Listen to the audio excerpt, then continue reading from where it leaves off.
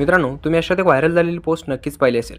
ती म्हणजे all eyes on रफा. आता हे नेमकं आहे तरी काय आणि रफा म्हणजे काय? आणि सगळे इंडियन सेलिब्रिटी ही पोस्ट त्यांच्या Instagramवर का बरं शेअर करत आहे? जाणून घेऊया या व्हिडिओच्या माध्यमातून. तर मित्रांनो, रफा हे गाझापट्टीमधील एक ठिकाण आहे, जे की गाझाच्या दक्षिण दिशेला येतं. जेव्हा इस्रायल आणि गाझापट्टीमध्ये युद्ध सुरू झालं, 7 ऑक्टोबर 2023ला एक अंडरस्टँडिंग म्हणजे समजूत दोन्ही देशात झाली, की या युद्धाचा परिणाम तिथल्या रहिवासी असलेल्या लोकांना नाही झाला पाहिजे. म्हणून रफा या ठिकाणी टेंट लावण्यात आले व उत्तर गाझामधील नागरिकांना रफामध्ये स्थायी करण्यात आले. आता या करारामध्ये इस्रायलने रफावर हमला करणार नाही असं सांगितलं होतं, पण 26 मे 2024 रोजी रात्री 12च्या सुमारास इस्रायलने रफावर बॉम्ब हल्ले सुरू केले. गाझा गव्हर्नमेंटच्या ऑफिशियल माहितीनुसार इस्रायलने 900 किलोचे 7 बॉम्ब हे रफावर सोडले. आता नक्कीच एवढे मोठे बॉम्ब सोडले म्हणल्यावर जीवितहानी तर झालीच असेल. या हल्ल्यांमध्ये 66 बेगुनांचा मृत्यू झाल्याचे कळले, ज्यामध्ये अनेक लहान मुले व स्त्रिया मृत्यू पावल्या. पण या हमल्यानंतर इस्रायलचे पंतप्रधान म्हणतात की आमच्याकडून नकळत झालेली चूक आहे. तर तुम्हाला आता कळलं असेल की रफा नेमकं आहे तरी काय? ऑल आईज ऑन रफाचा अर्थ होतो की आम्ही रफाच्या सपोर्टमध्ये आहे. पण आता प्रश्न उभा राहतो की ऑल आईज ऑन रफा नेमकं सुरू कोणी केलं, ज्यामध्ये इंडियन सेलिब्रिटीज ते इराणची ऑफिशियल गव्हर्नमेंट सुद्धा या कॅम्पेनला सपोर्ट करते.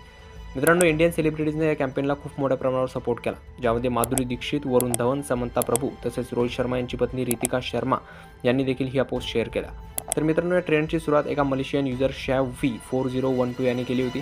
त्यानंतर या पोस्टला 35 मिलियन लोकांनी शेअर केलं. मित्रांनो, या ट्रेंडमध्ये फक्त इंडियन सेलिब्रिटीज नाही, तर हॉलिवूडचे सेलिब्रिटी ते इराणचं ऑफिशियल गव्हर्नमेंट सुद्धा सहभागी झालं. यामध्ये इराणियन जर्नलिस्ट मरियाम सिनाई त्यांच्या आर्टिकलमध्ये लिहितात की ऑल आईज ऑन रफा या कॉन्ट्रोवर्सीला इराणमध्ये सुद्धा खूप मोठ्या प्रमाणावर सपोर्ट मिळतोय आणि जे याला विरोध करताय त्यांनी त्यांचं स्वतःचं एक कॅम्पेन सुरू केलं, ते म्हणजे ऑल आईज ऑन इराण. यावर उत्तर देत इस्रायलने एक कॅम्पेन सुरू केलं, ज्यामध्ये ते म्हणतात की व्हेअर वर युअर आईज ऑन 7. याचा अर्थ होतो की ऑक्टोबर 7ला तुमचं लक्ष कुठे होतं, जेव्हा हमासने इस्रायलवर केलेल्या हल्ल्यात 1200 इस्रायली नागरिक मारले गेले होते.